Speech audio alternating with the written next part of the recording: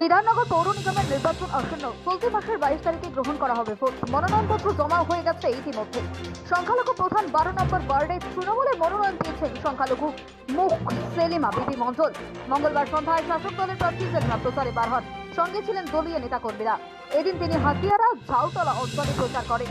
বাড়িতে বাড়িতে গিয়ে সেলিমা মণ্ডল ভোট প্রার্থনা করেন। এই সময় প্রার্থীকে ফুলমালা দিয়ে বরণ করে নেন এবং মিষ্টিমুখ করান তৃণমূল সমর্থকরা। কোভিড বিধি মেনে মাস্ক পরে স্বল্প সংখ্যক লোক নিয়ে এদিন প্রচারে অংশ নেন সেলিমা মণ্ডল। পাশাপাশি কোভিড পরিস্থিতিতে বাসিন্দারা কেমন আছেন তার খোঁজ নিতে দেখা যায় প্রার্থীকে। অপরদিকে তৃণমূল প্রার্থী সেলিমা মণ্ডলের প্লেট ছিঁড়ে ফেলে দেওয়ার অভিযোগ করেছেন ওয়ার্ড পর্যবেক্ষক তাজউদ্দিন আহমেদ। ঝাউতলা অঞ্চলে এই ঘটনায় অভিযোগ উঠেছে দুষ্কৃতীদের বিরুদ্ধে। সারা খুব ভালোই সারা পেয়েছি আমি। সব মানুষ বেরিয়ে আসছে, আমার সঙ্গে কথা বলছে, তাদের কি সমস্যা আমাকে জানাচ্ছে, সবাই খুশি। জেতার ব্যাপারে কতটা আশাবাদী? জেতার ব্যাপারে আমি 100%।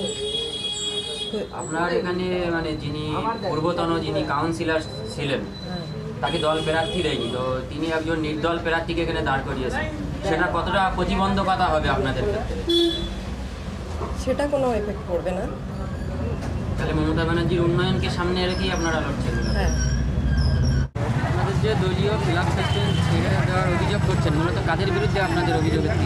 দেখুন, এখানে তো অনেক দলই মোটামুটি প্রার্থী দিয়েছে, তো সবারই মোটামুটি প্লাগ আছে এখানে, শুধু আমাদেরই প্লাগ নেই।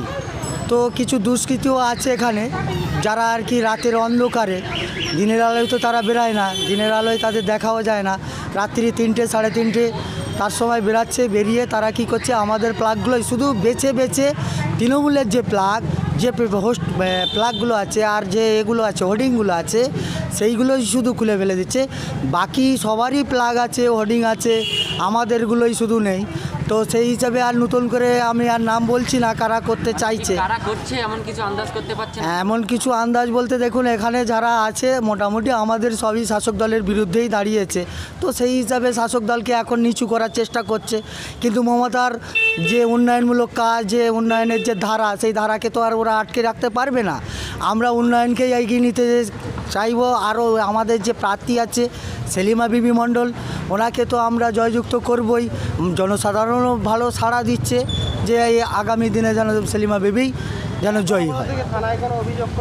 থানায় আমাদের ওপর নেতৃত্ব তো জানিয়েছি, ওনারা আমাদের বলেছে যে হ্যাঁ আমরা থানায় একটা কমপ্লেন জানিয়েছি। আগামী দিন আমরা দলের সবাইকে নিয়ে থানায় যাব, আশা করছি যে কালকে হয়তো হয়ে যেতে পারে, এটা নিয়ে একটা কেস কিছু একটা করবে। তো সেই হিসাবে আমাদের আরও নেতৃত্বদের সাথেও কথা হচ্ছে, এর বিরুদ্ধে একটা কড়া ব্যবস্থা যদি নেয়। আপনার নাম আর পরিচয়? আমার নাম হচ্ছে তাজউদ্দিন মণ্ডল, আমি অবজারভার আছি 4টে বুথে।